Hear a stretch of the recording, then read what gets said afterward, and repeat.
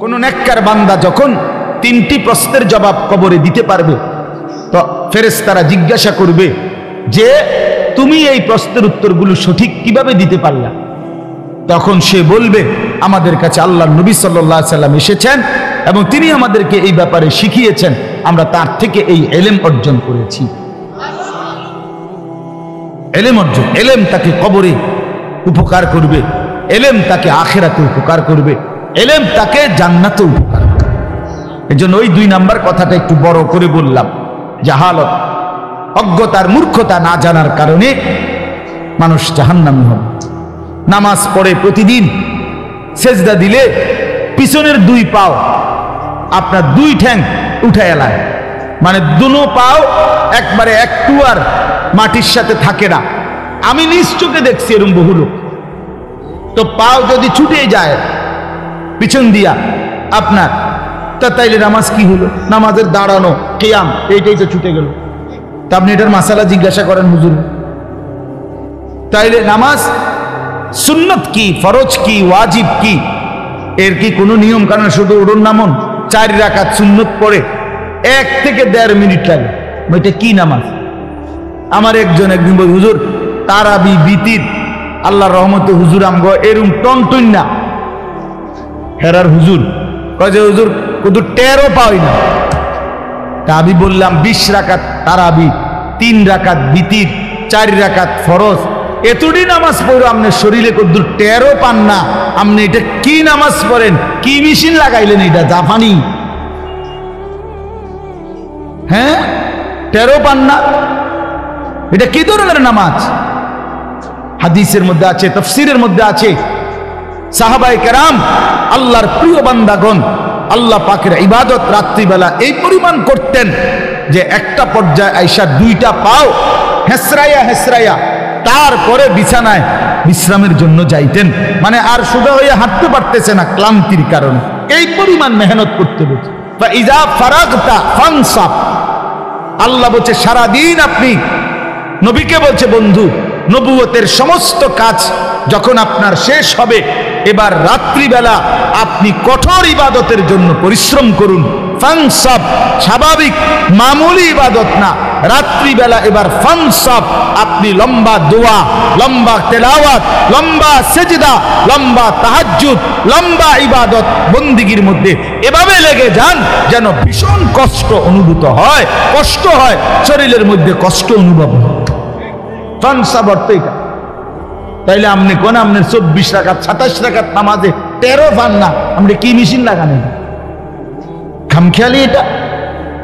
এজন্য বাপ আমার দিন শিখেন। বয়স্ক বাবা আপনাদেরকেও বলি, 90 বছর বয়স হোক আজই শিখবেন।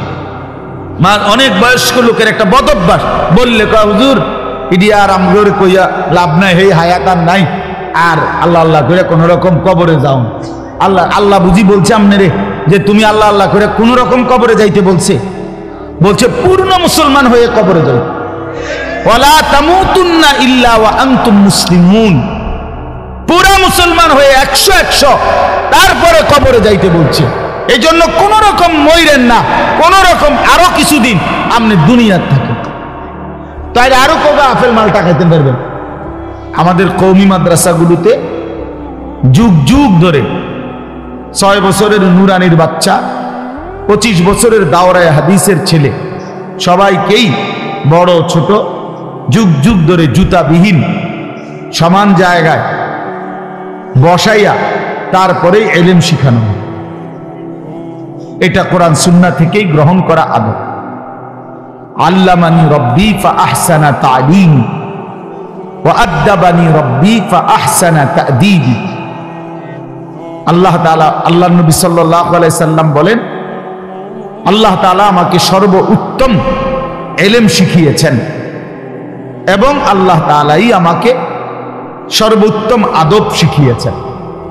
এজন্য ইলম এবং আদব, ইলম এবং আদব অঙ্গাঙ্গিভাবে জড়িত।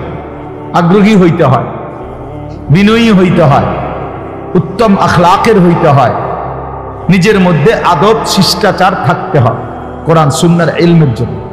কোরআন সুন্নাহর ইলম আর জেনারেল অন্যান্য শিক্ষা কখনোই বরাবর নয়। পৃথিবীর সমস্ত বইয়ের পড়া আলহামদুলিল্লাহি রাব্বিল আলামিনের এক অক্ষরের সমানও নয়, কোনোভাবেই তুলনার যোগ্য নয়। খালেকের কথা আর মখলুকের কথা বরাবর হইতে পারে না, এটা কোনো তুলনারই যোগ্য না, তুলনারই যোগ্য।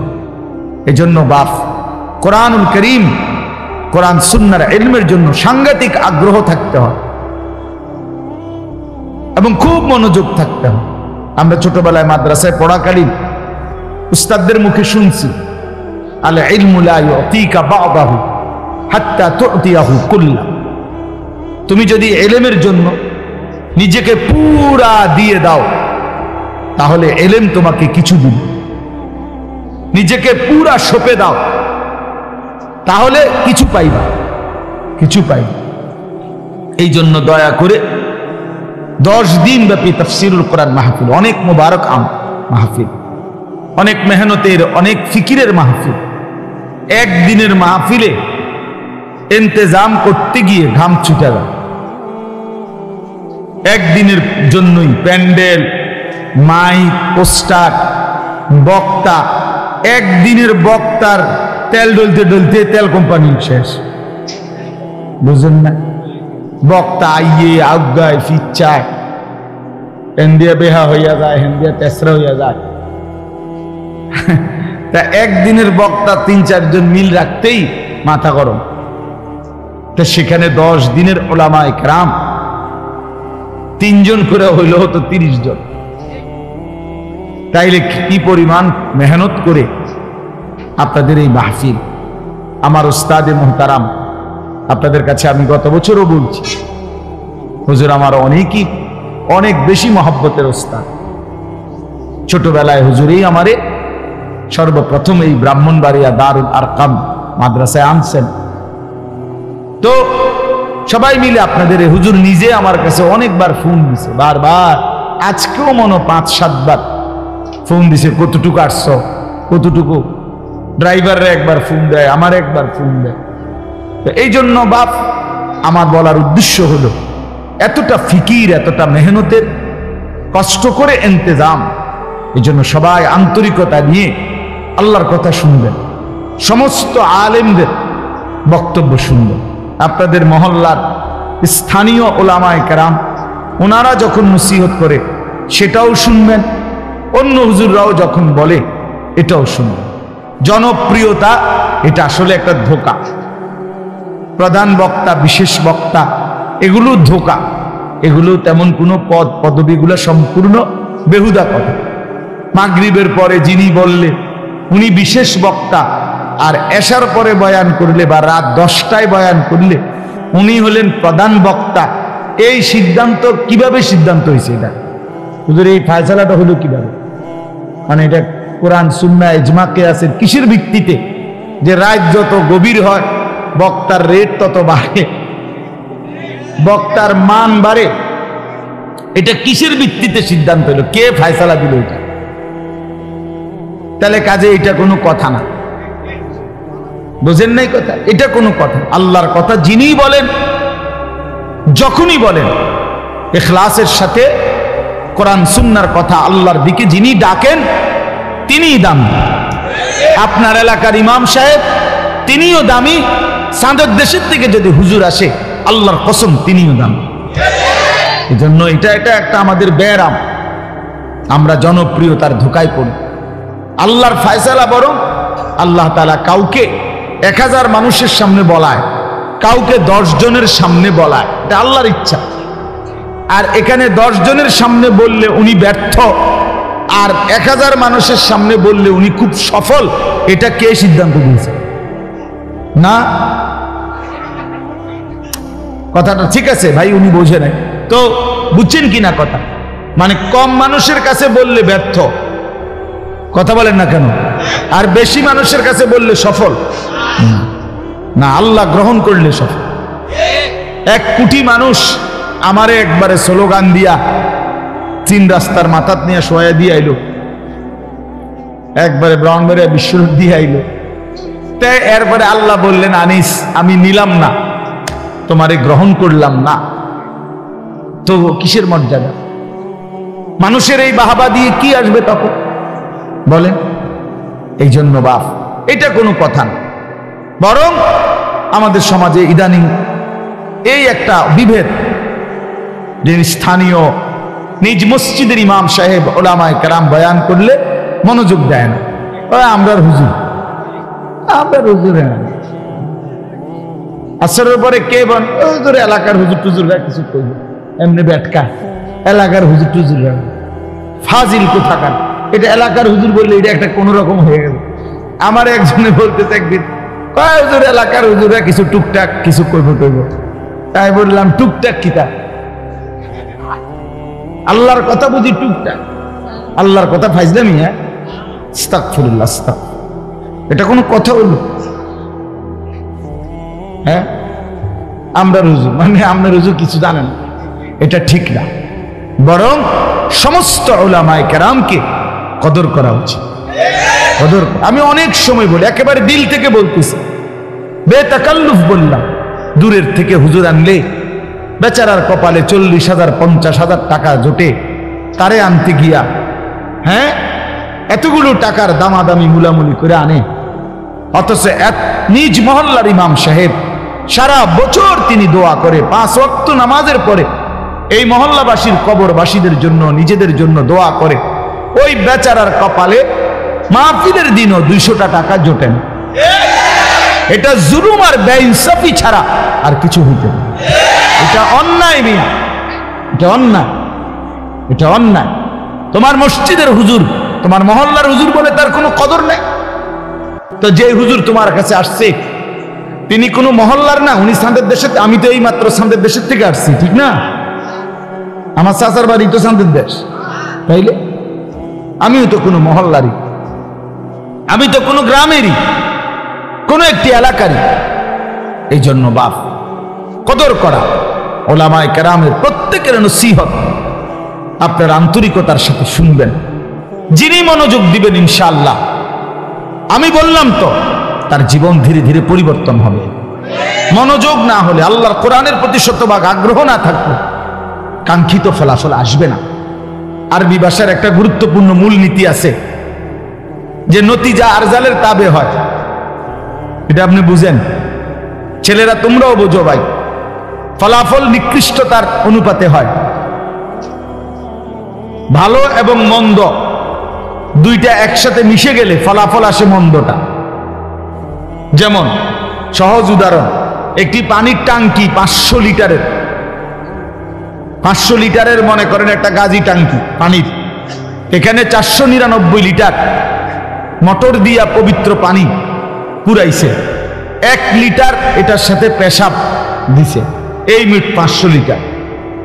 এখন হইলো কয় লিটার? 500 লিটার। তাহলে 499 লিটার পবিত্র পানি, 1 লিটার নাফাক পানি পেশাব একত্র হওয়ার পরে এখন এই পানির হুকুম কি বলেন? সবাই বলে। তাইলে কি আসলো? ফলাফল আসলো কোনটার? মন্দটার। ভালো এবং মন্দ মিশার পরে ফলাফল আসছে কোনটা? এইটারে কয় নতিজা আরজালের তাবে হয়। ফলাফল নিকৃষ্টতার অনুপাতে হয়। এই জন্য আমি বলি, বুট আর ওয়াজ দুইটা যখন একসাথে কারো হয় তো ফলাফল আসবে বুট। বাদাম এবং ওয়াজ, ফলাফল আসবে বাদাম। জুরানি আর ওয়াজ মানে ওয়াজও শুনছে, জুরাইছে, হ্যাঁ, কদ্দুর জুরাইছে, কদ্দুর ওয়াজ শুনছে, ফলাফল আসবে জুরানি। এটা গুরুত্বপূর্ণ, মনে রাখবেন। পরে জিজ্ঞাসা করবে, চাচা কি শুনলেন বলেন? বলবে যে কথা তো সবই ভালো বলছে, কত কথাই তো কইছে, কোনটা কইতাম। আসলে কিচ্ছু মনে নাই, উনি কিছুই শুনে নাই মনে। এই জন্য বাপ, গাফেল না হওয়া, গাফেল না হওয়া, গাফেল না হওয়া। সবাই ইনশাআল্লাহ আল্লাহর কথার প্রতি আমার অনুরোধ, সব সময় মসজিদের জুমার বয়ান, মাহফিলের এই বয়ান, ওলামায়ে কেরামের ইসলাহি বয়ান যখনই শুনবেন তো পুরা দিল, কান, চোখ খাড়া করে ইন্না ফি যালিকা লাযিকরা লিমান কানা লাহু কলবুন আও আলকাস সামআ ওয়া হুয়া শাহীদ। আল্লাহ তাআলা বলেন, নিশ্চয়ই যে দিল কান এবং সশরীরে উপস্থিত থেকে আল্লাহর কথা শুনে আল্লাহর কোরআনের মধ্যে তার জন্য নসিহত উপদেশ আছেই আছে, আছেই আছে। দিল খোলা, কান খোলা, চোখ খোলা, হ্যাঁ, এই তিন জিনিস যার একসাথে মনোযোগী আন্তরিকভাবে আছে, তো আল্লাহর কোরআন তার জিন্দেগি বদলায় দিচ্ছে। গাফেল মানুষের পরিবর্তন হয় না। গাফলত অনেক বড় বরবাদি। তিনটা জিনিস মানুষকে জাহান্নামে নিয়ে যায়: গাফলত, জাহালত, দলালত। এক নাম্বার হচ্ছে গাফলতি, খামখেয়ালি। নামাজ পড়তেন না, পড়ুন তো আইয়েন, যাইবেন না, আমরা আইতেছি না।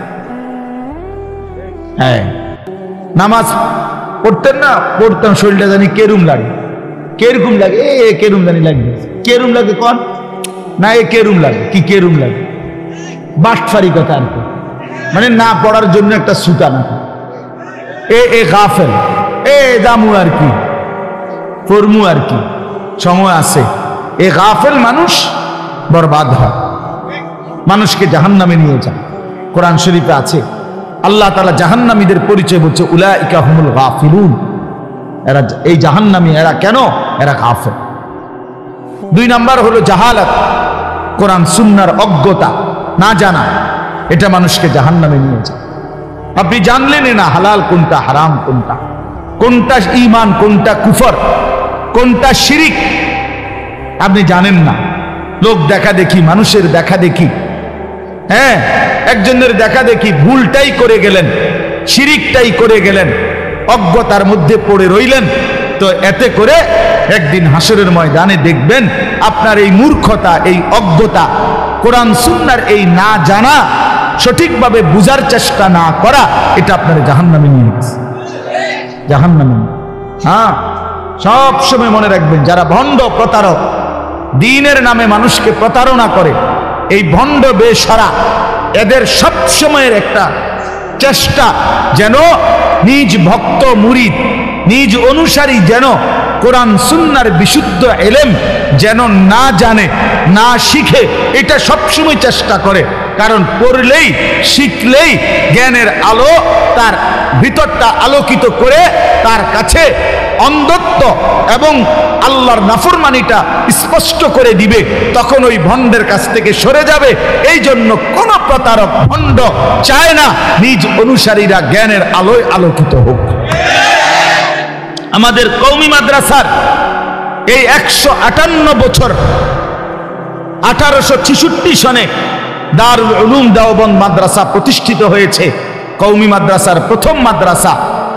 আজকে 2024 সাল, এই 158 বছর ধরে মনে রাখবেন, এই ভারতীয় উপমহাদেশে কওমি মাদ্রাসার বিরোধিতার, এই আমাদেরকে ওয়াহাবি বলে, আমাদেরকে বিভিন্ন নবীজির ব্যাপার নিয়ে অনেক কিছু বলতে চায়। এই সবটার একটা মূল বিষয় হইল, কোনোভাবেই যেন সর্বশ্রেণীর মুসলমান, ওলামায়ে উম্মত, এই ওলামায়ে দেওবন্দের কাছে না আসে। কারণ আসলেই কোরআন সুন্নাহর ইলম শিখবে আর আলোকিত হবে, তখন এই ভণ্ডামি বন্ধ হয়ে যাবে। এটা একটা বড় কারণ, এটা একটা বড় কারণ। হ্যাঁ হ্যাঁ, এটাই প্রমাণিত। প্রতিনিয়ত মুসলমানের সন্তান হাফেজ হচ্ছে, আলেম হচ্ছে, আলহামদুলিল্লাহ। ভণ্ডামি, শিরিক, বিদআত প্রতিনিয়ত দুনিয়া থেকে, সমাজ থেকে কমেই যাচ্ছে, কমে যাচ্ছে, বেড়ে যাচ্ছে। আলহামদুলিল্লাহ, এমন রিপোর্ট তেমন একটা নাই, বরং কমে যাচ্ছে, প্রতিদিন কমে যাচ্ছে। আমাদের এই নতুন ছেলেরা, নতুন প্রজন্ম আর এই সমস্ত ডুলাডুলি, কুয়াকুই এটি শুনতে চায় না। হ্যাঁ, নতুন জেনারেশন আল্লাহর কথা শুনতে চায়, হকের কথা শুনতে চায়, উচ্চ কণ্ঠে ইসলামের জন্য জীবন কোরবানির কথা শুনতে চায়। এই জন্য এক মামুনুল হক কোথাও দাঁড়াইলেই সেটা মিছিল হয়ে যায়, এমনি দাঁড়াইলেই হয়। মামুনুল হক হাঁটলো মিছিল, ঘটনাটা কি এরকম হইল কা না? মানে নতুন প্রজন্ম চায় আল্লাহর জন্য, ইসলামের জন্য কিছু করতে চায়। আলহামদুলিল্লাহ, আলহামদুলিল্লাহ। আজকে হুজুর আমারে কুমিল্লা ইউনিভার্সিটির ছাত্ররা, সরাসরি ইউনিভার্সিটির ছাত্ররা দাওয়াত দিছে, আগামী 7 তারিখ ডিসেম্বর দুপুরবেলা তাদের ইউনিভার্সিটির ছাত্রদের প্রোগ্রাম। আমরা এটা বুঝছি, আমরা এটা বুঝি, আলহামদুলিল্লাহ। নতুন প্রজন্ম আলহামদুলিল্লাহ ইসলাম জানতে চায়, আল্লাহর কোরআন শিখতে চায়। এজন্য এই বিদআত খুরাফাত, এই কুফর শিরিক, এই নাস্তিকতা ইনশাআল্লাহ বাংলাদেশের জমিনে থাকবে না ইনশাআল্লাহ, কোনো সন্দেহ নাই ইনশাআল্লাহ। বাংলাদেশের গলিতে গলিতে, রাস্তার মোড়ে মোড়ে, প্রতিটা আনাচে কানাচে আল্লাহর দয়ায় অসংখ্য অগণিত ছোট বড় কওমি মাদ্রাসা প্রতিষ্ঠিত হয়েছে। এটা প্রমাণ করে এদেশের মানুষের সাথে সম্পর্ক একেবারে গ্রাম পর্যায়ে, ইউনিয়ন পর্যায়ে, ওয়ার্ড পর্যায়ে, ঘরকে ঘর এখন কওমি মাদ্রাসার উলামায়ে কেরাম, তালিবে ইলম মুসলমানদের ঘরে ঘরে আছে।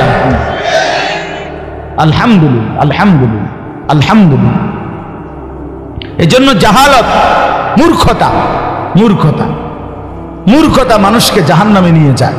কোরআন সুন্নাহর জ্ঞান না জানে, 60 বছর বয়স, আল্লাহর কোরআন দেখে দেখেও পড়তে পারেন না, একটা সূরা শুদ্ধ পড়তে পারেন না, একটা দোয়া কালাম পড়তে পারেন না, তাব্বাত ইয়াদা কুল হুয়াল্লাহ সূরাটাও সুন্দর বলতে পারেন না, আত্তাহিয়াতু দোয়ায়ে কুনুত পড়তে পারেন না। আপনি বেহেশতে যাইবেন গা? বেহেশত আপনার মামুর বাড়ি? হ্যাঁ, বেহেশত আপনার চাচার শ্বশুর বাড়ি? আপনি কি ভাবছেন? অনেক মানুষ এটা মনে করে, মিয়া খামখেয়ালি করে, বিড়ি খাইতে খাইতে 60 বছর শেষ, আমরা বেহেশতে যাইবো গা, আমরা আশেকের রাসূল চা দোয়ানে গপ মারতে মারতে বেহেশতে যাইবো গা। বেহেশত আপনি কি মনে করছেন? 2টা রুম আর একটা বারিন্দা নাকি? কিতা?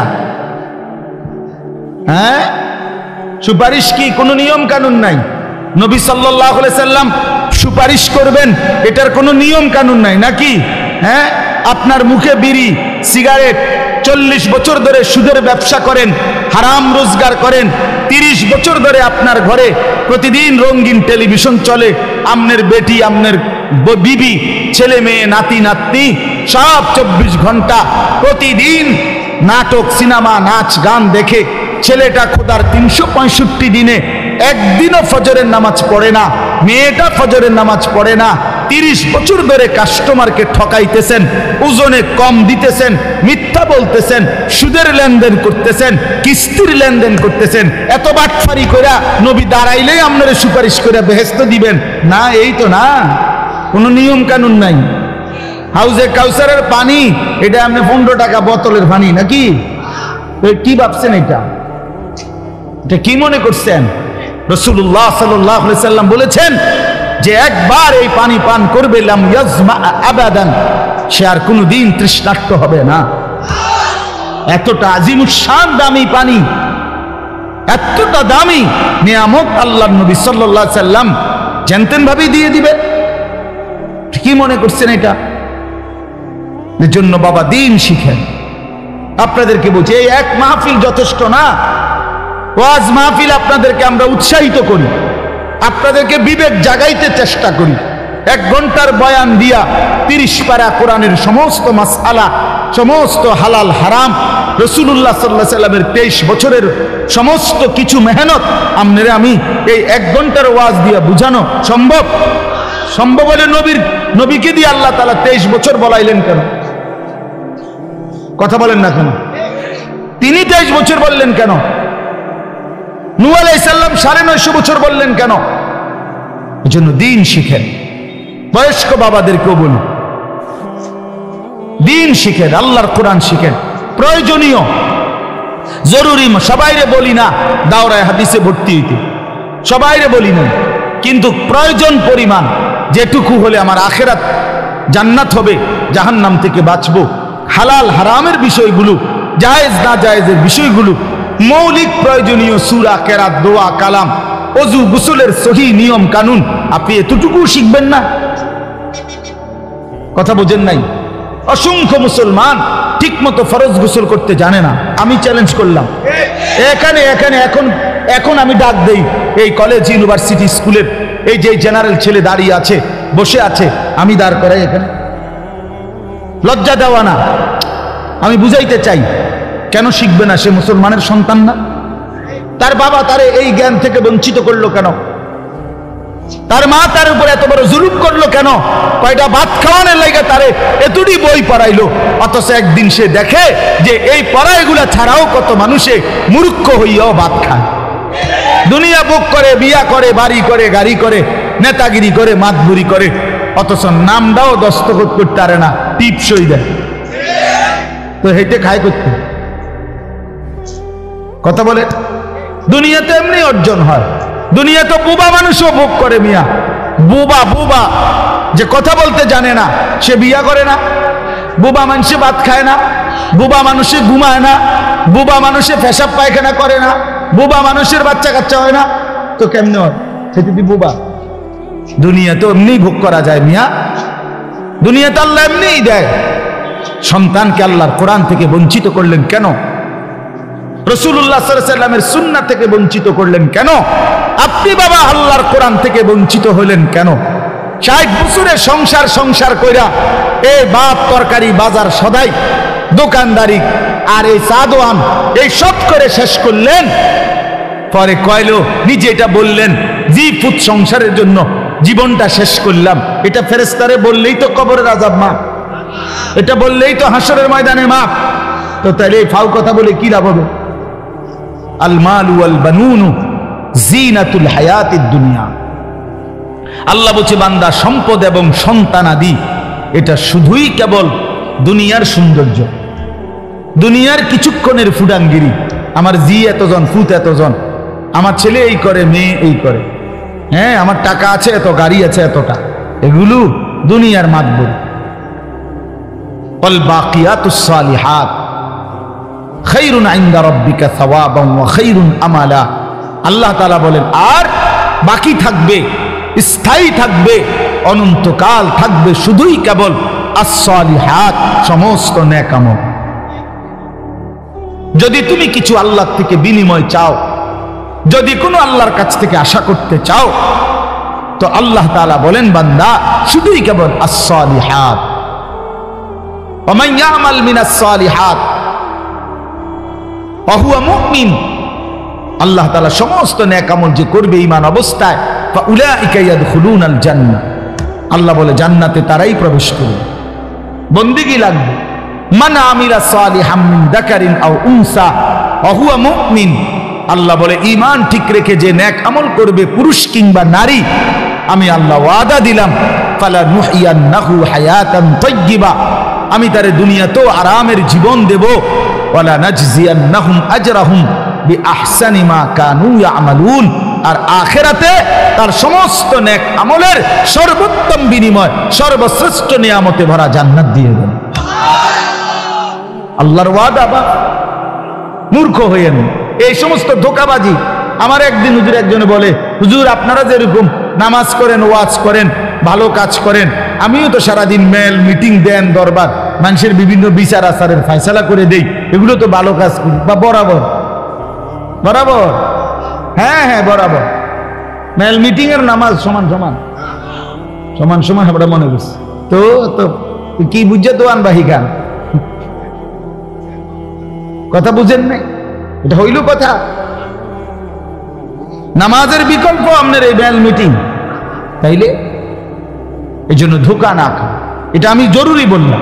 অনেক বাবাদের এটা ফিকির, সংসারটার লেগে জীবন শেষ করলাম, তো করলেন আর কি বুঝলাম, এরপরে কবরে কি বলবেন, আখিরাতে কি বলবেন, কি বলবেন?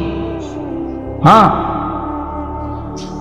কিভাবে বলবেন? হাদিসের মধ্যে আছে কোন নেককার বান্দা যখন 3টি প্রশ্নের জবাব কবরে দিতে পারবে, তো ফেরেশতারা জিজ্ঞাসা করবে যে তুমি এই প্রশ্নের উত্তরগুলো সঠিক কিভাবে দিতে পারলা? তখন সে বলবে আমাদের কাছে আল্লাহর নবী সাল্লাল্লাহু আলাইহি সাল্লাম এসেছেন এবং তিনি আমাদেরকে এই ব্যাপারে শিখিয়েছেন, আমরা তার থেকে এই ইলম অর্জন করেছি। ইলম অর্জন, ইলম তাকে কবরে উপকার করবে, ইলম তাকে আখিরাতে উপকার করবে, ইলম তাকে জান্নাতে উপকার করবে।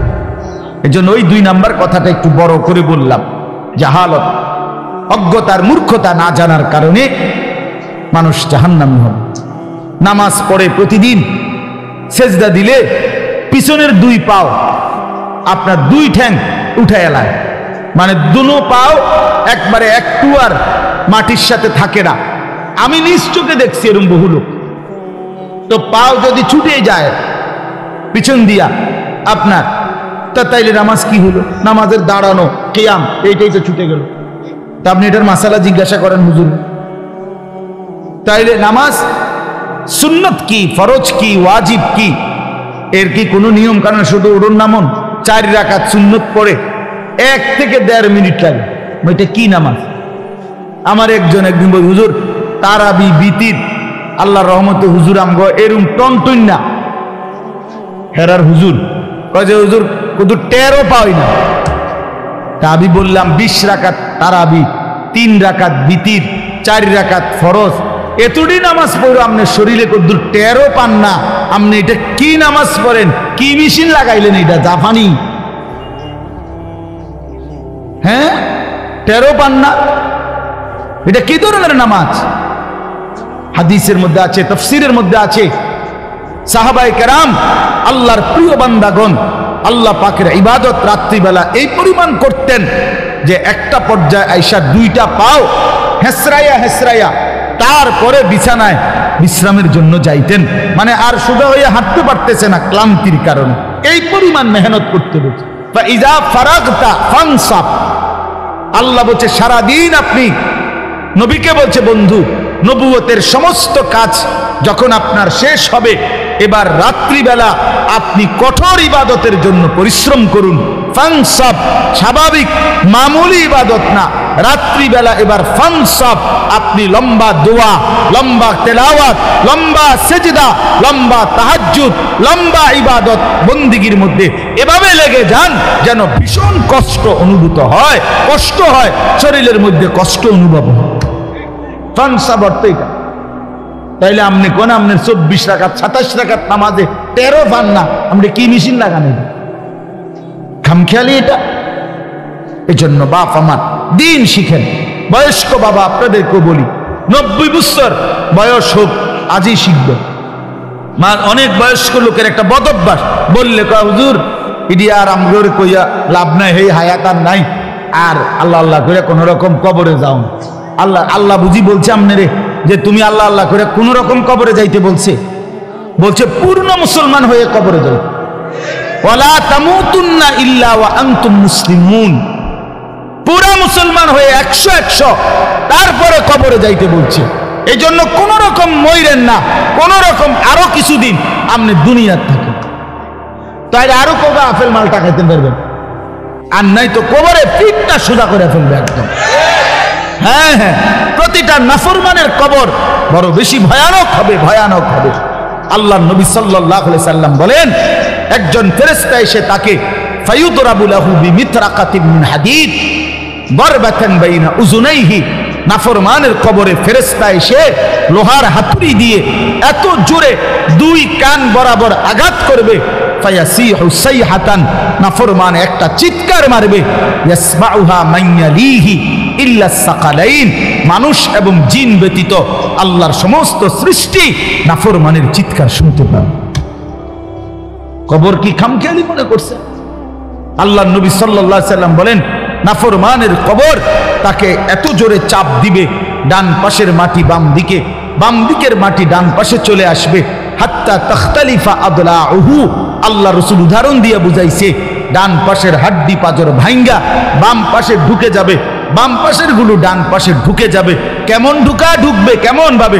হাত্তা তাখতালিফা আদলাউহু, এই যে বাপ এইটা দেখেন, এই 2 আঙ্গুল যেমন একটা আরেকটার ভিতরে ঢুকে গেছে, এই 2 পাশের পাঁজরের হাড্ডি একটা পাশে এইভাবে ঢুকে যায়। কি মনে করছেন বাপ? এই ছেলেরা কি মনে করছো মিয়া? সারা রাত উলঙ্গ ছবি দেখো, নর্তকীর নাচ দেখো, মোবাইলে নারীর দৃশ্য দেখতে দেখতে জিন্দেগি নষ্ট করে ফেলছো। শরীরও নাপাক, প্যান্টও নাপাক, অসভ্য অপদার্থ জানোয়ার হাইওয়ান, মানুষের ঘরে জন্ম নিয়ে, মুসলমান বাবার ঘরে জন্ম নিয়ে, এক পবিত্র মায়ের দুধ খেয়ে নিজের পরিচয় মুসলমান এটা মনে রেখে এত বড় জঘন্য অপকর্ম কেমনি করো? বলো অসভ্য ছেলে, বলো কোন মার ঘরে জন্ম নিছো নাফরমান? খোদার 365 দিনে কোনো দিন ফজরের নামাজ পড়ো না, এত বড় জানোয়ার মুসলমানের বাচ্চা হয়? এত বড় জানোয়ার মুসলমান হয় কিভাবে? এত বড় হাইওয়ান কিসের মুসলমান? এটা এই অপদার্থ কিসের মুসলমান? এত চতুষ্পদ জন্তু।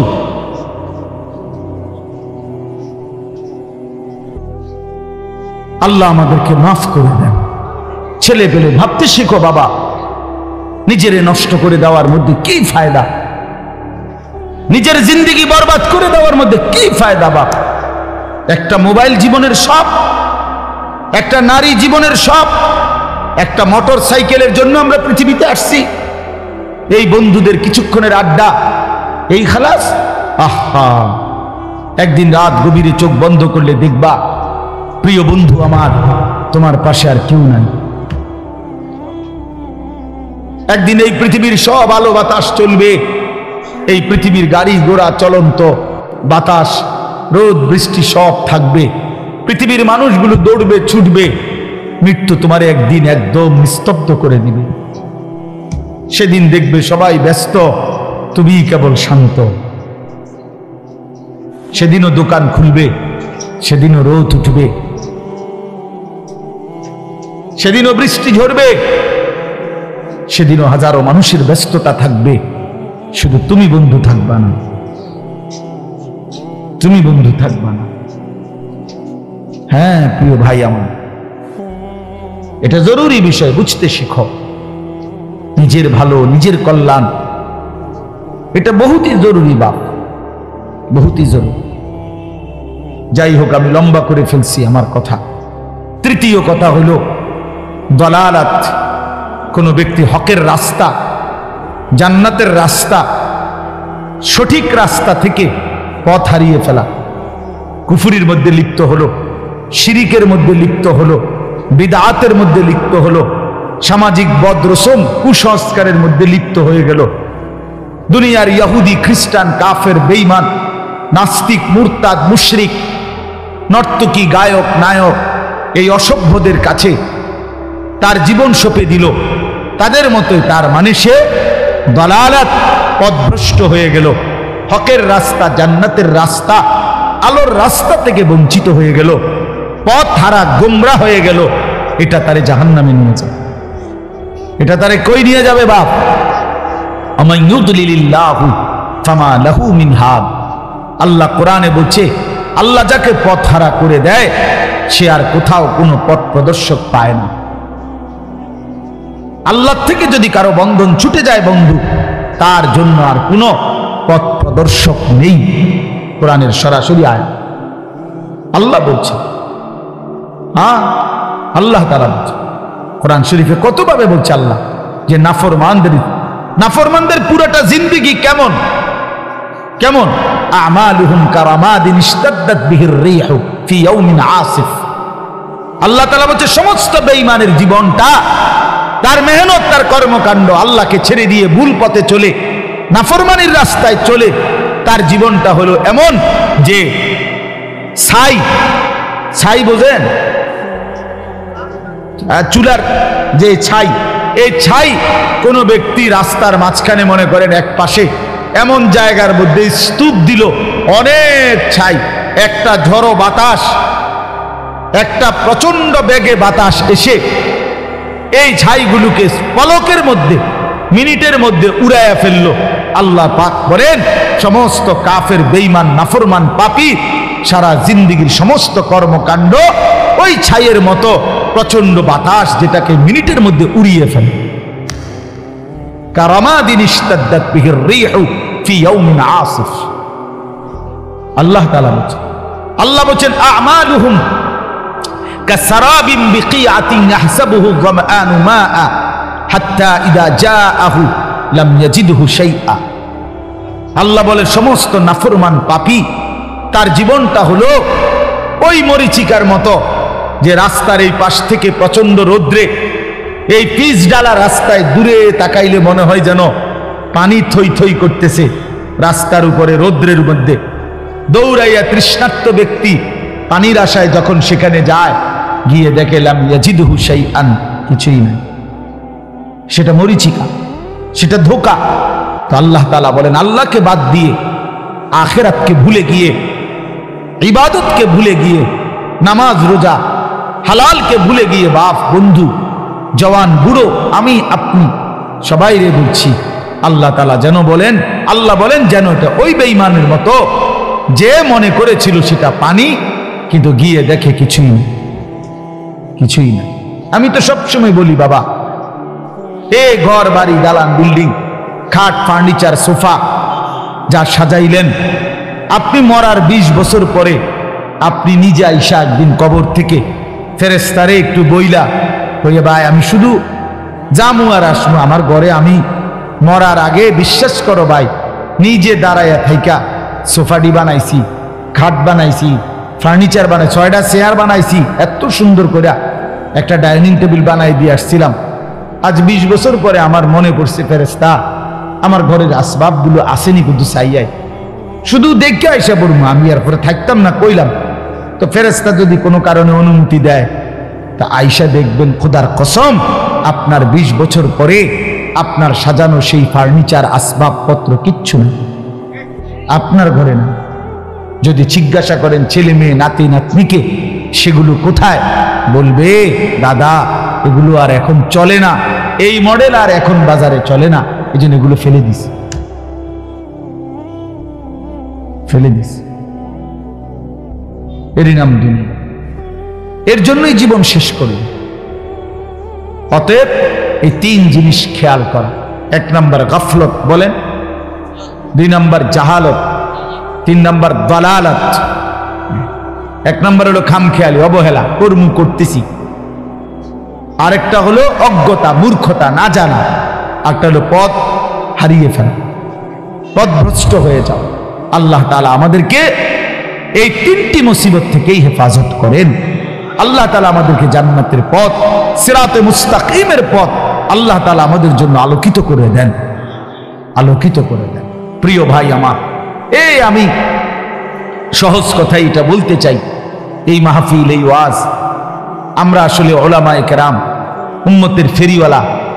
আমরা একটা কথা বিশ্বাস করি, ফেরিওয়ালা জানে তার মালামাল যদি 2 ঘন্টায়ও বলার পরেও কোনো কাস্টমারও যদি একজনও না আসে তার সামনে, তারপরেও ফেরিওয়ালা তার বলা বন্ধ করে না, গলি গলি সে শুধু চিৎকার করতেই থাকে, কবি ইধার কবি উধার, কবি ইধার কবি উধার, কখনো এদিকে কখনো সেদিকে। ফেরিওয়ালা তার মাল নিয়ে গলি গলি ঘুরতে থাকে, সে ভাবে আমার মাল কেউ না কিনুক, আমাকে বলতেই হবে। উলামায়ে কেরাম উম্মতের ফেরিওয়ালা আপনাদের দুয়ারে দুয়ারে ঘুরে ঘুরে আপনাদের কাছে আল্লাহর কথা, আখিরাতের কথা, পরকালের কথা বারবার বলতেছে, বারবার একই কথা। এই কবর, হাসর, মিজান, ফুলসেরাত, জান্নাত, জাহান্নাম, হালাল হারাম, জায়েজ না জায়েজ, নেক আমল, গুনাহ, এই নাকি আর কি কোনো অভিনব কথা? এই কথা। সব বক্তার ওয়াজ এটাই, সব খতিবের বয়ান এটাই, সব জুমার আলোচনা এটাই। অতএব এতবার বলা কথাগুলোকে কদর করো, ছেলেরা তোমরা কদর করো, ঠিক আছে না? ইনশাআল্লাহ আল্লাহ তাআলা তৌফিক দান করেন। সূরাটার নাম সূরা দাহার। আমি যেই সূরাটা পড়ছি অল্প সময় আর আমি আপনাদের সামনে পেশ করতেছি। 29 নম্বর পারা, 76 নম্বর সূরা। সূরাটির নাম সূরা দাহার। এই সূরার প্রথম 6টি আয়াত আমি তেলাওয়াত করেছি। এই 6টি আয়াতের একদম সংক্ষিপ্ত তরজমা আপনাদের সামনে শুনাইতে চাই। সূরাটির একটা, কোরআনুল কারীমের এই সূরাটির মধ্যে জান্নাতের বর্ণনা অসাধারণ। মানে কোরআন শরীফের বিভিন্ন সূরাতে আল্লাহ তাআলা জান্নাতের বর্ণনা দিয়েছেন। এই সূরার মধ্যে আল্লাহ তাআলা জান্নাতের বর্ণনাটা হৃদয়গ্রাহী, মনোমুগ্ধকর, চিত্তাকর্ষক ভঙ্গিমায় অসাধারণ ঢঙে আল্লাহ তাআলা পেশ করছে। এটা শুনলে, এই সূরা পুরাটা পড়লে জান্নাতের প্রচন্ড শৌক, আগ্রহ তৈরি, আগ্রহ তৈরি।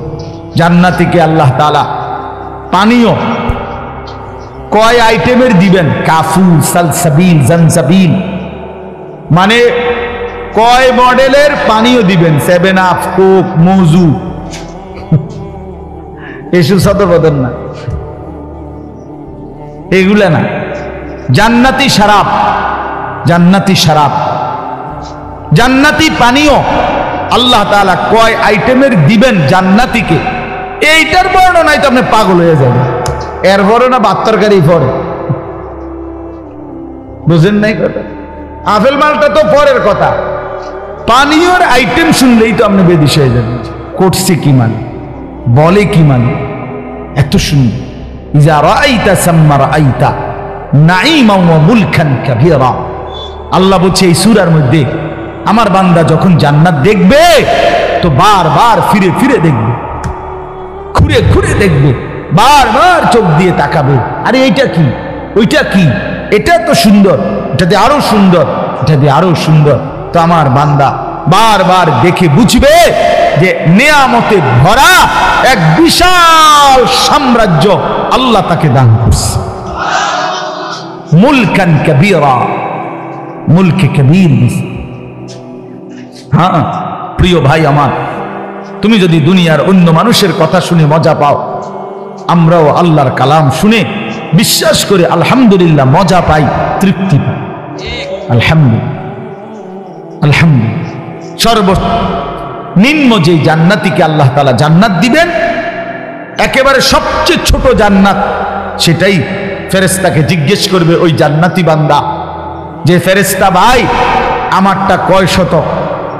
তো ধরেন 40 শতক, কি বলে 30 শতক, একটা ইউনিয়ন বরাবর। আল্লাহু আকবার। ফেরেশতা বলবে সবচেয়ে ছোট জান্নাত আপনাকেই দিছে, সবার শেষ আপনি জান্নাতে ঢুকলেন, আপনারটা 10 দুনিয়া বরাবর।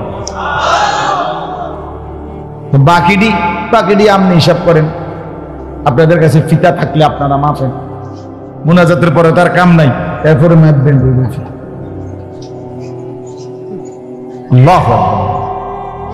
তো এই জন্য বললাম এই সূরার মধ্যে জান্নাতের বর্ণনা চমৎকার, অত্যন্ত সুন্দর বর্ণনা দিয়েছেন আল্লাহ তাআলা।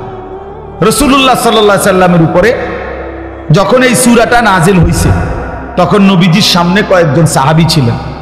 এই সাহাবীদের মধ্যে একজন সাহাবী ছিলেন কালো রঙের, প্রচন্ড কালো রঙের সাহাবী সামনে ছিল। উনি সহজ সরল সাদা সিধে সাহাবী ছিলেন, আল্লাহকে ভালোবাসতেন, আখিরাতকে ভালোবাসতেন, নবীজিকে ভালোবাসতেন। তো নবীজির উপরে জিবরাইল যখন এই সূরাটা নাজিল করছে, নাজিল করে যখন চলে গেছে, আল্লাহ নবী সাল্লাল্লাহু আলাইহি সাল্লাম সাহাবীদের সামনে, এই যে কয়েকজন ছিল সামনে, ওনাদের সামনে এই সূরাটা তেলাওয়াত করছে। এই সূরাটা তেলাওয়াত করছে, আর জান্নাতের এই অসাধারণ বর্ণনা শুনে এই সামনের যেই সাহাবীটা রজুলুন আসওয়াদ, কালো রঙের সাহাবী ছিলেন, এই সাহাবী তাফসীরের মধ্যে লিখছে জাফারা জাফরাতান, একটা জোরে চিৎকার দিছে, এক চিৎকারে ওই সাহাবী এখানেই জান্নাতের আগ্রহে ইন্তেকাল করে ফেলেছে। রাসূলুল্লাহ সাল্লাল্লাহু আলাইহি সাল্লাম তখন বললেন, কাদ আখরাজা নাফসা সাহিবিকুম আশ-শাওকু ইলাল জান্নাহ, তোমাদের বন্ধু, তোমাদের সাথী জান্নাতের শৌক আগ্রহে জান দিয়ে দিল, জীবন দিয়ে। এই ছিল সাহাবায়ে কেরাম, যাদের কলিজার ভিতরে 24 ঘন্টা জান্নাতের তামান্না থাকতো, জাহান্নামের ভয় থাকতো, আল্লাহ তাআলার মহব্বত থাকতো। আল্লাহর জন্য জীবন দেওয়া, রাসূলুল্লাহ সাল্লাল্লাহু আলাইহি ওয়াসাল্লামের মহব্বতে জীবন দেওয়া যাদের জীবনের স্বপ্ন ছিল। নিকাল যায় দম তেরে কদমোं के नीचे यही दिल की हसरत यही दिल की आरज़ू है। প্রিয়তমের কদমের নিচে জীবন দিয়ে দেওয়া, এটাই দিলের তামান্না। আল্লাহ এবং তার রাসূলের ভালোবাসায়, আখিরাত আর পরকালের স্বপ্নে আশায় সাহাবায়ে কেরাম প্রতিনিয়ত জীবন দিয়ে। আমরা বহু হাদিসে পড়ছি, তারিখে পড়ছি, সাহাবায়ে কেরাম যখন আল্লাহর জন্য যুদ্ধের ময়দানে শহীদ হইতেন, রক্ত ঝরত, আল্লাহর জন্য জীবন দিতেন, তো শেষ মুহূর্তে সাহাবীরা বলতেন, ফুস্তু ওয়া রব্বিল কাবা, কাবার রবের কসম আমি সফল হয়ে গেলাম। ফুস্তু, আমি কামিয়াব, আমি কামিয়াব। পৃথিবীবাসী মনে করেছো আমি হেরে গেছি, আমি পরাজিত, পৃথিবীবাসী মনে করছো আমারে মেরে ফেলছো, না না, আমি কামিয়াব হই। এজন্য ফিলিস্তিনের মুজাহিদ ব্যর্থ না, কামিয়াব। গাজার মুজাহিদ ব্যর্থ নয়, কামিয়াব। কামিয়াব। প্রতিদিন রক্ত ঝরছে মুমিনের, তো তারা যেন নিজের রক্তের বিনিময়ে জান্নাত কিনে নিচ্ছে, জান্নাত গ্রহণ করছে। যুবক ভাই, তোমাদের কাছে আমার একটা অনুরোধ আছে। এতগুলো ছেলে তোমরা, মাশাআল্লাহ, তোমাদের কাছে আমার একটা অনুরোধ ভাই, আমার এই কথাটা মনোযোগ দিয়ে শুনো। প্রতিদিন ফিলিস্তিনের মুসলমানের রক্তে এই জমিন ভাইসা গেছে। কি পরিমাণ নারী, পুরুষ, এতিম বাচ্চা অসহায়ের মতো, ভিখারির মতো ঘুরছে। ঘর নাই, বাড়ি নাই, খাদ্য নাই, খাবার নাই। রক্তে লাল হয়ে গেছে মুজাহিদিনদের রক্তে। হামাসের একজন মুজাহিদও দাঁড়াইতে পারে না ঠিক মতো, দাঁড়াইলেই বেঈমান প্রতিটা সর্দারকে হত্যা করছে, শহীদ করছে। তাহলে এত রক্ত, এত শাহাদাত প্রতিনিয়ত দেখতে চাইলে দেখো তুমি ভাইয়া, এই অবস্থায় একজন যুবক তুমি দিনভর রাতভর নারী ছবি, অশ্লীলতা, মোবাইলে নর্তকীর দৃশ্য, একটা সেজদাও দিলা না, এক ফোঁটা চোখের পানিও ফেললা না, দিনটা রাতটা আল্লাহর নাফরমানি আর অশ্লীলতার বেহায়াপনার মধ্যেই কাটাইয়া দিলা। আর তোমার মুসলমান বাবা, ভাই, বোন এইভাবে রক্তে ভাইসা গেছে। আমার বন্ধু, এটা ইনসাফ হইতে পারে না, এটা কোনো বিবেকবানের কাজ হইতে পারে না। এত রক্ত যদি তোমার কলিজার মধ্যে কিছু না আনে, এত শাহাদাতের খুন যদি তোমার বিবেকের মধ্যে একটু অনুভূতি না জাগায়, আর কখন হবে? আর কখন? আহা, কে বুঝাবে এই ছেলেদের? মুসলমানের ছেলেরা নামাজি পড়েন, নামাজি, সারা রাত শহরে বন্দরে মহাসড়কে, সারা রাত বাংলাদেশের নতুন ফ্যাশন দামি মোটর সাইকেল। বাংলাদেশে এখন প্রাইভেট কারের চাইতেও দামি মোটর সাইকেল। কথা বুঝেন নাই? স্বাভাবিক প্রাইভেট কারের চাইতেও দামি মোটর সাইকেল আছে। এই মোটর সাইকেল নিয়া যুবতী মেয়ে নিয়া, কার মেয়ে কার ছেলে কে জানে, নিয়া শহরে বন্দরে মহাসড়কে সারা রাত ঘুরে। ঢাকা থেকে কক্সবাজার, কক্সবাজার থেকে ঢাকা, ঢাকা থেকে পদ্মার পার, পদ্মার পার থেকে ঢাকা, এই চলছে। কে মা কে বাবা, কার ছেলে কার মেয়ে, কোথায় রাত কাটায়, কোথায় দিন কাটায়। জিনা, ব্যভিচার, অসভ্যতা, অস্থিরতা, নোংরামি। এই আমার অসংখ্য ছেলে। আপনারা যারা বাবা, আপনারা জানেন না, আমি জানি। ছেলেদের প্রতিটা নড়াচড়ার খবর রাখি আমি প্রতিনিয়ত। এই মোবাইলের মাধ্যমে বর্তমানে লক্ষ লক্ষ ছেলে বাংলাদেশের প্রতিদিন প্রতি রাতে এই মোবাইলে অনলাইনে জুয়া খেলে, জুয়া খেলে। এই জুয়ারি বাবার সব শেষ করে দিছে, পরিবারকে ফকির বানায় দিছে। এই সেদিন ওদূর উত্তরবঙ্গ থেকে এক ছেলে আমার কাছে আসছে, আইসা জড়াই ধরে এমন কান্দা। আমি বললাম কি হয়েছে বাপ? হুজুর, আমার বাবার ফার্নিচারের দোকান ছিল, 2.5 লক্ষ টাকা বাবার ফার্নিচারের দোকানের টাকাটা পুঁজি চুরি করে নিয়ে নিছি, নিয়া অনলাইনে মোবাইলে জুয়া খেলতে গিয়ে টাকাটা শেষ। এখন বাপেও ফকির, আমিও ফকির। বাবাও পথে বসে গেছে, আমি এখন কি করবো? এই পরিমাণ ওই কোথাকার ক্রিকেট খেলোয়াড়, কোথায় ফুটবল খেলোয়াড় খেলে, আর এই বেঈমানে এখানে বৈশা ওই খেলোয়াড়ের জন্য জুয়া ধরে, বাজি। বুঝেন? এই বলে ছক্কা মারবে, এটাতে 6 মারবে, এইটার উপরে বেট 2000 4000 টাকা জুয়া খেলে, অনলাইনে জুয়া। বর্তমানে এমনি জুয়ার চাইতে মোবাইলের জুয়া জনপ্রিয়। আল্লাহ আমাদের সন্তানদেরকে ফিরবার তৌফিক দান করে। অসংখ্য মা বাপ জানেই না এটা যে পয়সা, তার ছেলেটা পয়সা গন্ধ ছুটে গেছে, বাপ মা জানে। এই অসভ্যর যে চরিত্রহীন হইয়া কিচ্ছু নাই ভিতরে, তার জানেন। জানেন, চেহারা দেখতেই তো বোঝা যায় চোখ ভিতরে ঢুকা গেছে, সাফা ভাঙ্গা গেছে, কোমরে গোশত নাই। কেন এমন হইল? আরে অসভ্য, এমন হইল কেন? তো 16 বছরের তাগড়া ছেলে, 18 বছরের তাগড়া ছেলে তোমারে দেখলে এরকম অসুস্থ ব্যায়াম মনে হয় কেন? ওই যে নারী ছবি, জিনা ব্যভিচারের দৃশ্য, নিজের হাতকে নাপাক ব্যবহার, আর কি? শরীর নাপাক, কাপড় নাপাক, পোশাক নাপাক। আল্লাহ হেফাজত করেন। আমি আসলে আপনারা বয়স্ক, আমার উস্তাদ সামনে, এরপরেও আমি শুধু যুবকদের ভালোবাসায়, এটা আবার একটা আলাদা মিশন, আলাদা ফিকির, এই জন্য আমি বললাম মুসলমানের ছেলেগুলো ইনশাআল্লাহ ফিরে আসলে আগামী দিনে ইসলামের পতাকা এদের দ্বারাই উড়বে ইনশাআল্লাহ। ইনশাআল্লাহ এই ছেলেরাই একদিন অচিরেই ইমাম মাহাদির পক্ষে এরা লড়বে ইনশাআল্লাহ। মনে রাখো যুবক, তুমি হয়তো কাজে লাগলা না, কিন্তু ইনশাআল্লাহ মুসলমানের অগণিত যুবক রেডি হচ্ছে আগামী দিনে জান বাজি রাখবে ইনশাআল্লাহ। দেখো বললাম, দেখো।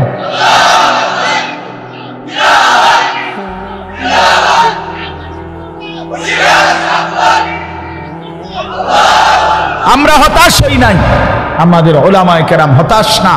আমরা বলে যাচ্ছি ইনশাআল্লাহ আপনার কোন সাগরেও যদি কেউ, মহাসাগরেও যদি কেউ এক পাশে পানির মধ্যে নিজের হাত দিয়ে এমনি নাড়া দেয়, যদিও মনে হয় যে এত বড় সাগরে আমি নাড়া কদ্দুর দিলে আর কি নড়বে পানি, না, পানি ঠিকই এক বিন্দু হইল নড়ছে, আমার চোখে ধরা খায় নাই, পানি ঠিকই নড়ছে। অতএব যুবকের কলিজার মধ্যে কারো না কারো দিলে ঢুকবে ইনশাআল্লাহ, একদিন বদলাবে ইনশাআল্লাহ, বদলাবে ইনশাআল্লাহ, ফিরবে। আল্লাহ তাআলা তোমাদের সকলকে ইসলামের জন্য কবুল করে নেন। তো এই সাহাবীর আগ্রহের কথা বললাম, জীবন দিয়ে দিছে জান্নাতের আশা।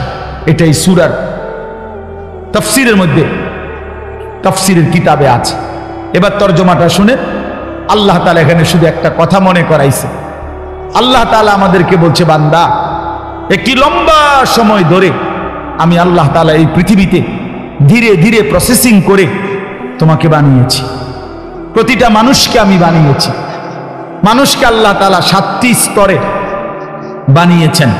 1 নাম্বার মাটি, 2 নাম্বার বীর্য, 3 নাম্বার জমাট রক্ত, 4 নাম্বার গোশতের টুকরা, 5 নাম্বার হাড্ডির খাঁচা, 6 নাম্বার গোশতের আবরণ, 7 নাম্বার রূহ ফুঁকে দিয়ে মায়ের পেট থেকে বের করছেন।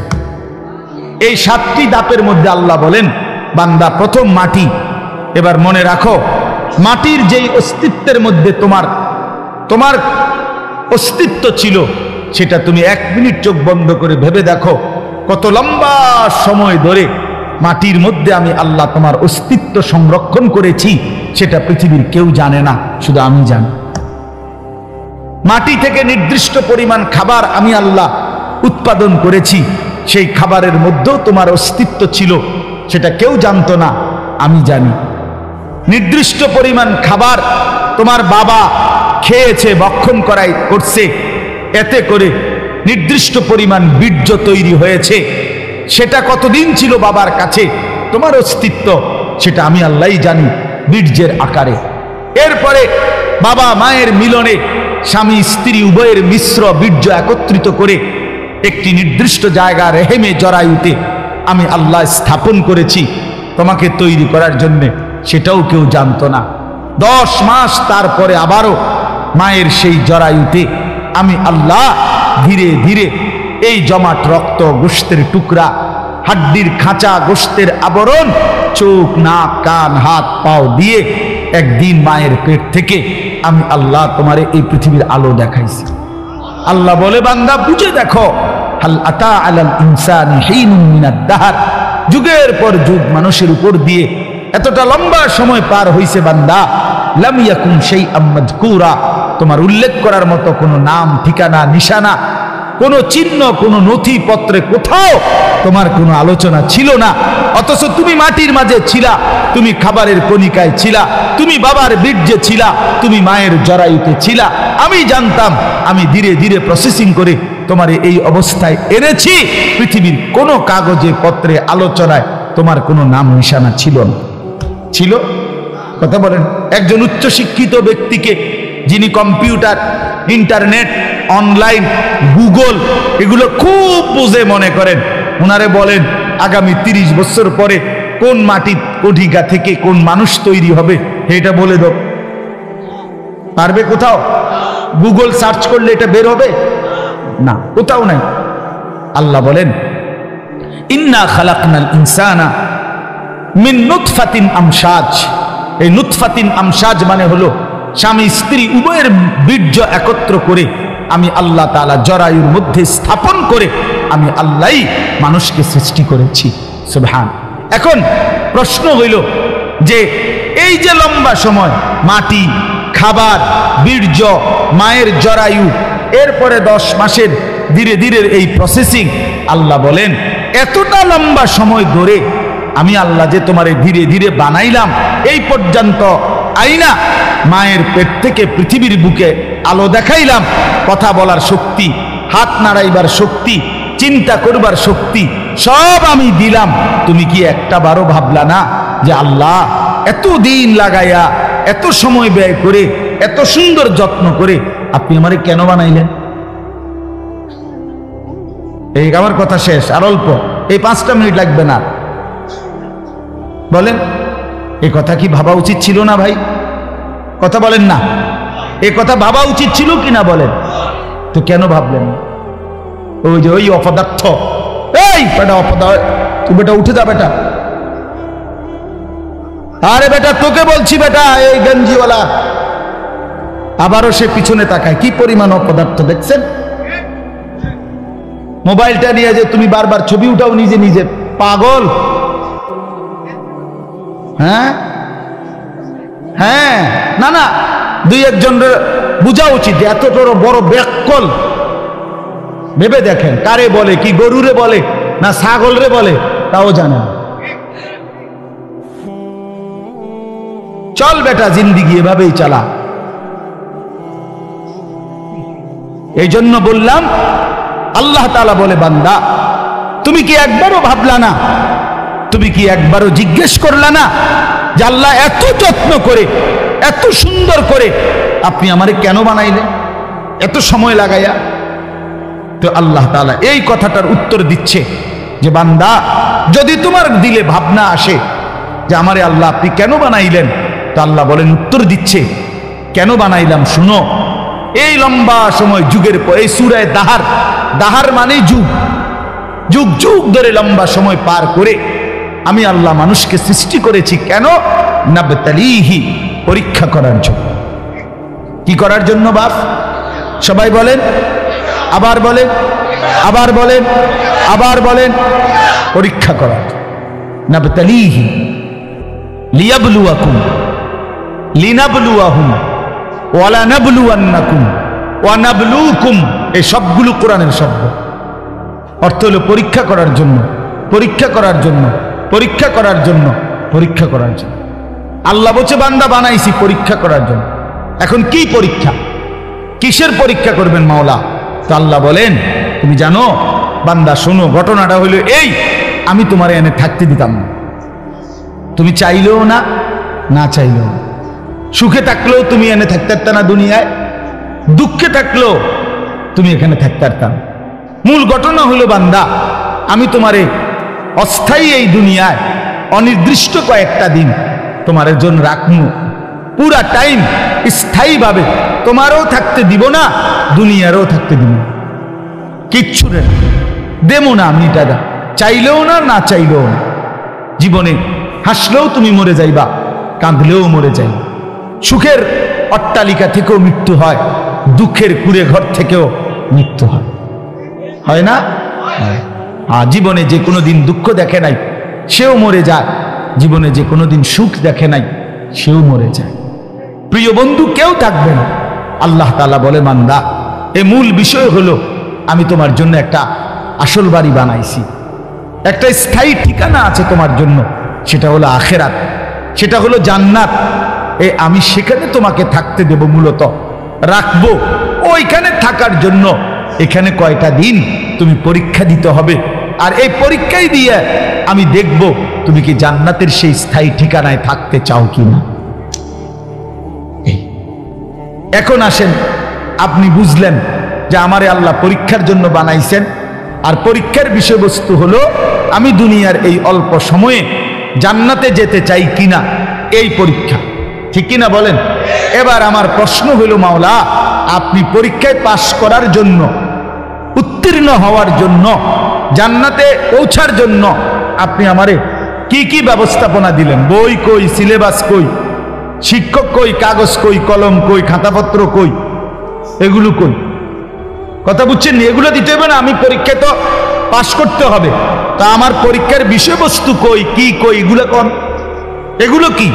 তো আল্লাহ তাআলা বলেন, তিনটি ব্যবস্থাপনা আমি তোমাকে দিয়েছি, তুমি দেখো বুঝা। এক নাম্বার, ফাজআলনাহু সামিআম বাসীরা, আমি শুনবার জন্য কান দিয়েছি, দেখবার জন্য চোখ দিয়েছি। তাফসীরের মধ্যে লিখছে মূলত এই দুইটা অঙ্গ আল্লাহ মিসাল স্বরূপ, উদাহরণ স্বরূপ বলছে। অর্থ হইল তোমাকে মাথার চুল থেকে পায়ের নখ পর্যন্ত, বাহির এবং ভিতর এমন একটা শরীর আমি আল্লাহ দিয়েছি। আল্লাহ বলে, কসম বান্দা, যতগুলো হুকুম আমি করেছি, যতগুলো নিষেধ আমি করেছি, প্রতিটা হুকুম পালন করা, প্রতিটা নিষেধ বর্জন করার 100 ভাগ যোগ্যতা আমি আল্লাহ দিয়েই তোমার এই শরীরটা বানাইছি। এমন একটা হুকুম আমার নাই যেটা তুমি পারবা না, এটা নাই। এমন একটা নিষেধ নাই যেটা তুমি বাঁচতে পারবা না, এমন কোনো বিষয় আমি তোমার দেহের মধ্যে দেই নাই। কথা বুঝছেন? আমার কোমর বাঁকা হয়, এই জন্য রুকু করতে বলছি। আমার কোনই হাঁটু, কোমর সবকিছু ভাঙ্গা নিচের দিকে যাওয়া যায়, এই জন্য সেজদা দিতে বলছি। যদি আমার তাল গাছ বানাইয়া কইতো সেজদা দিতে, তাইলে না জুলুম হইতো? কথা বোঝেন নাই? তো আমার দেহে আল্লাহ তাআলা আল্লাহকে মানার যোগ্যতা দিয়েছেন কিনা? কথা বলেন না কেন? এই ইসলামী শরীয়তের একটা বিধান বলেন যেটা আমার দেহের সাথে মানানসই নয়, কি সেটা? নাই, এমন কোনো বিধান নাই। যিনি নারীর দিকে তাকাইছেন তো চোখ সামনে পড়ছে মহিলার দিকে। এখন যদি এমন হইতো একবার কোনো মহিলার দিকে নজর পড়লে আমার চোখ আর নিচের দিকে নামাইবার সিস্টেমে নাই, এমন চোখ নিচের দিকে নামানো যায়? তো যায় তো। আল্লাহ তাআলা যেটা নিষেধ করছেন, ভিন নারী দেখো না, তো সেটা মানার যোগ্যতা শরীরের মধ্যে দিছেন কিনা? সোজা কথা, এটি সারা রাত উদাহরণ দেওয়া যায়। যা আল্লাহ তাআলা হুকুম করছেন, যা নিষেধ করেছেন, তা মানার যোগ্যতা 100 ভাগ দেহের মধ্যে দিয়েছেন। কুল্লু মাউলুদিন ইউলাদু আলাল ফিতরা, ফিতরাতাল্লাহিল্লাতী ফাতারান নাসা আলাইহা। আল্লাহ বলেন, রাসূলও বলেন, মানব সন্তানকে আল্লাহকে মানার, দিন মানার যোগ্যতা দিয়ে আল্লাহ পৃথিবীতে ভূমিষ্ঠ করেছেন। তাহলে এই একটা। 2 নাম্বার, ইন্না হাদাইনাহুস সাবিলা, এখানে 2টা। আল্লাহ তাআলা বলেন, আরো 2টা জিনিস আমি তোমার সামনে দিছি। 1, তোমার শরীরে আমারে মানবার, পরীক্ষায় পাশ করবার যোগ্যতা দিছি। 2 নাম্বার, তোমারে বুঝাইয়া বলার জন্য জান্নাতের রাস্তা, হেদায়েতের রাস্তা, পরীক্ষায় পাশ করার রাস্তা বুঝাইয়া দেওয়ার জন্য যুগে যুগে আমি আল্লাহ নবী রাসূল আর নবী রাসূলের পরে উলামায়ে কেরাম প্রত্যেক জামানায় আমি দিয়েছি তোমাকে জান্নাতের রাস্তা, উত্তীর্ণ হওয়ার রাস্তা বুঝাইয়া বলার জন্য। কাজেই এমন কোন যুগে হইছে তোমার, যেই যুগে আলেম ছিল না, তোমারে বুঝাইয়া বলা, হক না হক, হালাল হারাম, জায়েজ না জায়েজ বুঝাইয়া দেওয়ার মতো জমিনে কেউ নাই? এমন কখন? বলেন, কথা বলেন না কেন? তাইলে কি আল্লাহ তাআলা বলেন, এই দ্বিতীয় ব্যবস্থা হলো আমি আল্লাহ নবী রাসূল এবং নবী রাসূলের পরে উলামায়ে কেরাম দিয়ে তোমার হেদায়েতের রাস্তা বুঝাইয়া দেওয়ার যাবতীয় ব্যবস্থা আমি করেছি। 3 নাম্বার, আমি তোমাকে বুঝবার জন্য সরাসরি আমার আসমানি কিতাবই তোমার সামনে রাখছি। এই যে ধরো এটা নাও। তো আল্লাহ তাআলা বলেন মানার যোগ্যতা দিছি শরীরে, বুঝাইয়া বলার জন্য নবী রাসূল ওলামা দিয়েছি, বুঝবার জন্য কিতাব দিয়েছি। এবার সমস্যা কি করে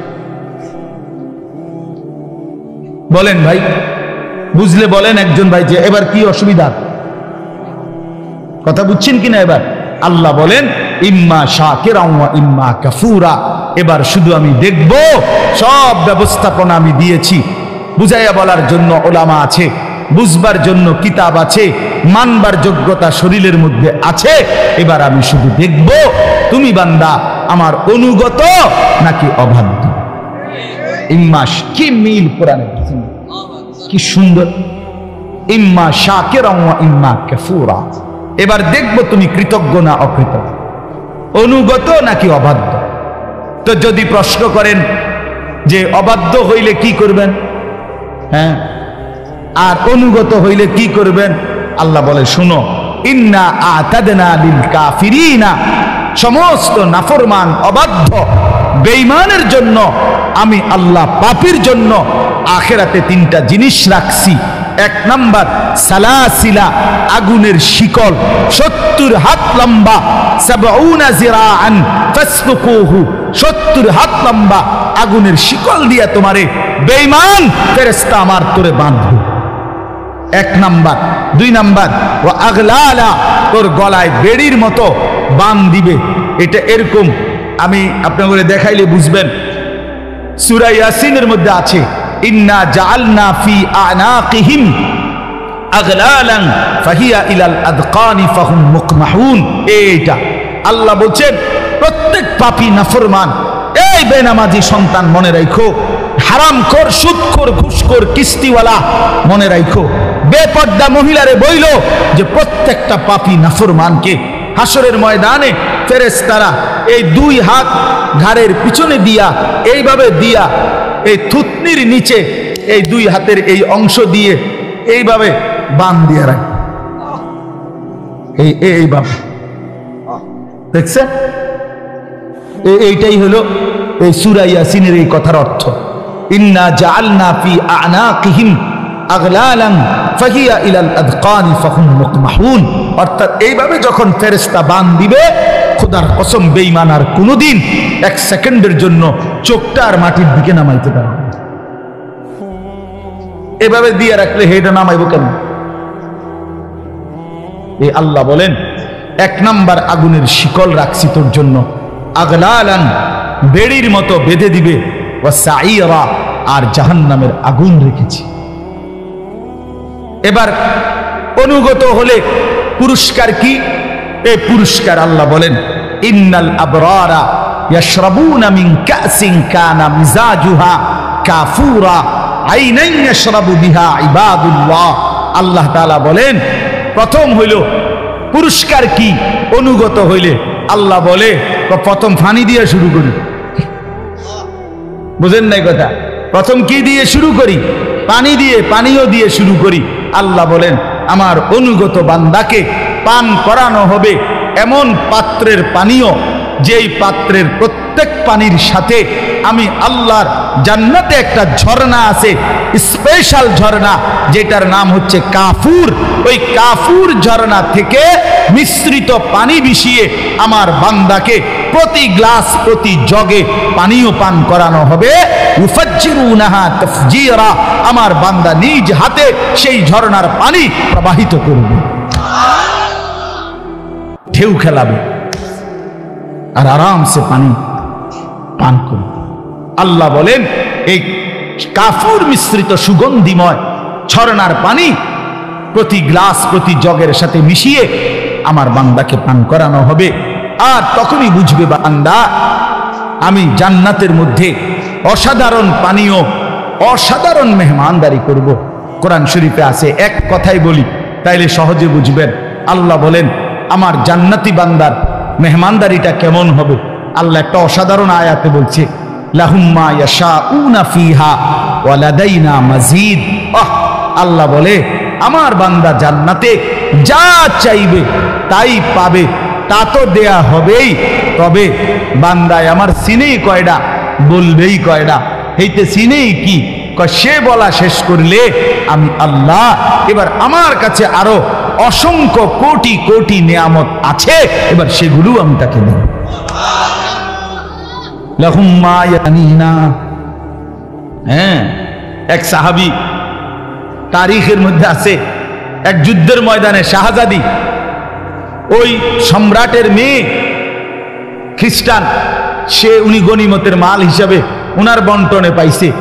তো শাহজাদির বোনেরা ভাইয়েরা উনার কাছে কিনতে চাইছে এই সাহাবীর কাছ থেকে, যে আমাদের বোনকে আমরা, তোমার সর্বোচ্চ দাম তুমি বলো, ওই মূল্য তোমারে দিয়ে আমাদের বোনকে আমরা কিনে নিব। তখন তিনি বলছেন আমারে 100 দিরহাম দাও। তখন 100 দিরহাম তারা দিয়ে বোনকে নিয়ে গেছে। তো অন্যান্যরা বলছে, হায় তুমি এই সামান্য দাম চাইলা, মাত্র 100 টাকায় বেচা লাইলা, হ্যাঁ তুমি তো আরো অনেক দাম বলতে পারতা। তো ওই সাহাবী বলেন, আল্লাহর কসম এর চাইতে বেশি কোনো সংখ্যা আছে আমার এটা জানাই না। সাহাবায়ে কেরাম এতটা সাদাসিধে দুনিয়া কাটাইছেন, এতটা সাদাসিধে। তো এই জন্য বললাম, আল্লাহ তাআলা বলেন, বান্দা বান্দা যা চাইবে তা তো দেবই, আমি আল্লাহ নিজের থেকে অগণিত দেব, অগণিত দেব। এই জন্য প্রিয় ভাই, রাত গভীরে এই আজকে আমার এতটুকুই কথা, আমরা প্রত্যেকে ইনশাআল্লাহ নিজের জীবনের কদর করি। আল্লাহ তাআলা আমাদের শরীরে আল্লাহকে মানার যোগ্যতা দিয়েছেন। ফজরের নামাজ পড়ার যোগ্যতা আমাদের শরীরে আছে তো ভাই? জোহর আসর পড়ার যোগ্যতা আছে তো আমাদের? হালাল হারাম জায়েজ না জায়েজ একটা বিষয় আল্লাহ জুলুম করে নাই, জুলুম করে নাই। ইন্নাল্লাহা লা ইয়াজলিমু মিসকালা যাররা, এক বিন্দু জুলুম আল্লাহ করে না। অতএব দয়া করে আমি অনুরোধ করলাম, আমার বাবা আপনারা যারা আছেন, মাঝ বয়সী বাবা, হায়াতের শেষ সময়টা কাজে লাগান। নিজেদের স্ত্রী কন্যাদেরকে বলেন দিন মানতে। নওজোয়ান ছেলে তোমাদের কাছে আবারও বলছি ভাই, মোবাইলের এই নেশা, নারীর নেশা, মদের নেশা, জুয়ার নেশা ছেড়ে দাও বাপ। দেখবা দুনিয়াটাও অনেক সুন্দর হবে, আখিরাতটাও অনেক সুন্দর হবে। আল্লাহ তাআলা 10 দিন ব্যাপী এই তাফসীরুল কোরআন মাহফিলকে কবুল করে নেন। যত উলামায়ে কেরাম যত নসিহত করেছেন, করবেন, আল্লাহ তাআলা সকলের কথায় সকল মানুষকে, আল্লাহর বান্দাদেরকে আমল করার